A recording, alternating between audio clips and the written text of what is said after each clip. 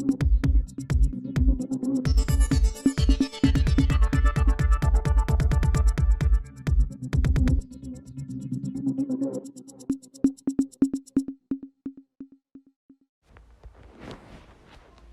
प्रतिपक्ष डॉक्टर गोविंद सिंह का बयान। बालाघाट बैलेट पेपर मामले में साधा निशाना। बालाघाट मामले में मुख्य सचिव इकबाल सिंह बैस को ठहराया दोषी।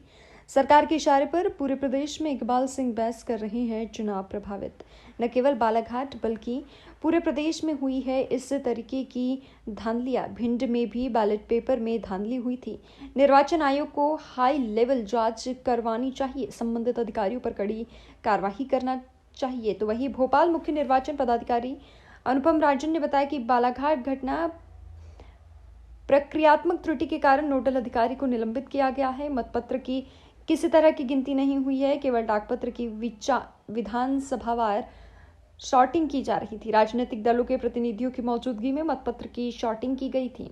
3 बजे के निर्धारित समय से शॉर्टिंग होनी थी। नोडल अधिकारी ने 1:30 बजे से शॉर्टिंग शुरू कर दी थी। शॉर्टिंग की सूचना भी ठीक तरह से नहीं दी नहीं था, जिसके बारे में अलग है। मेरे जो जानकारी आई है कि वहाँ मतपत्र खुले हैं, ये मैं कह सकता हूँ उसकी जांच हो और तत्काल उचित जांच होकर अधिकारियों के ऊपर कार्रवाई की जाए और दोबारा मतदान कराया जाए जिन लोगों के मतपत्र खोले गए। अकेला बालाघाट ही नहीं, प्रदेश के अधिकांश जिलों में चीफ सेक्रेटरी व्यास के निर्देश से और मुख्यमंत्री के साठगांठ से समूचे प्रदेश में शासकीय अधिकारी कर्मचारियों को मतपत्र डालने से वंचित किया गया है। हमारे विधानसभा की कॉन्स्टिट्यूंसी में लगभग 600 मतपत्र जिन्होंने के आवेदन दिए थे उनको बैलेट इशू नहीं किए। पुलिस अधिकारी कर्मचारियों के करीब 60 से 70% भिंड जिले के उनको पुलिस के अधिकारियों को मतदान से वंचित किया गया। जो कर्मचारी ड्यूटी पे थे, बसों के लिए, ट्रैक्टर के लिए गाड़ियां नहीं थे, उनको भी वंचित किया गया है। हमारे तो 600 मतपत्र की शिकायत मैंने 11 नवंबर को ही मेरे निर्वाचन के जो करता थे इलेक्शन एजेंट श्री चौहान साहब उन्होंने की थी। ऑब्जर्वर को रिपोर्ट दी, मुख्य आयुक्त चुनाव के मध्य प्रदेश को दिल्ली भेजी, कोई कार्रवाई नहीं हुई। जबकि मैंने 2 दिन पूर्व इसकी पूरी सूचना अपने धर्मपिया जी के साथ एक प्रतिनिधिमंडल के साथ मध्य प्रदेश के मुख्य निर्वाचन आयुक्त माननीय अनुपम राजन जी से मिला तो उन्होंने कहा 17 तक मतदान कर सकते थे। जब 17 तक कर सकते थे तो जब 11 को ही हम लोग शिकायत कर रहे तो 11 के बाद को इन्होंने मतदान से वंचित क्यों किया, क्यों सुनवाई नहीं की? नंबर 1।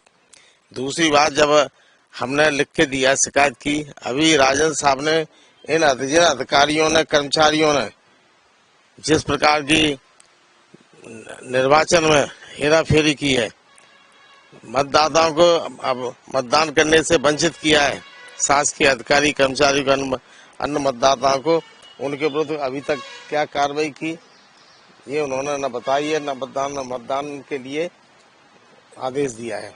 तो मैं अब पुनः उनको एक पत्र लिख के अनुरोध कर रहा हूँ कि उनके जो अधिकारी दोषी कार्रवाई करें और शेष जो मतदान से वंचित किए गए हैं मतदाता उनको मतदान करने की अनुमति दें। सर, खंडवा वाले मामले में जो बालाघाट में कल स्ट्रांग रूम खोल करके निर्धारित समय पे और पॉलिटिकल पार्टी के प्रतिनिधियों की उपस्थिति में जो पोस्टल बैलेट थे उनको विधानसभावार छटनी का काम किया गया, जिसमें बैहर, लांजी, कटंगी, परसवाड़ा, बारासिवनी सभी के अलग अलग बंडल बनाए गए।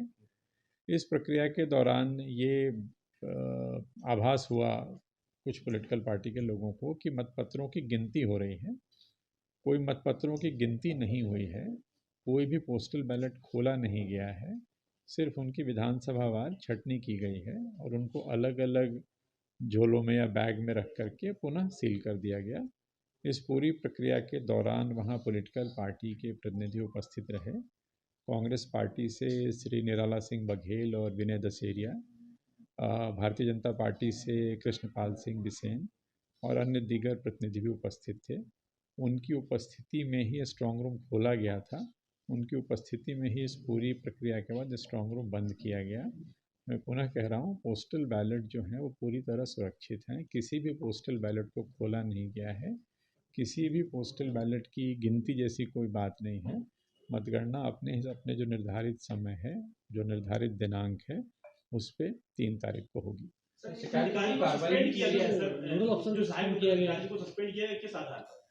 जो प्रक्रियात्मक त्रुटि है, जैसे 3 बजे का समय था, बट जो स्ट्रांग रूम खोला गया वो 1:30 पे खोला गया।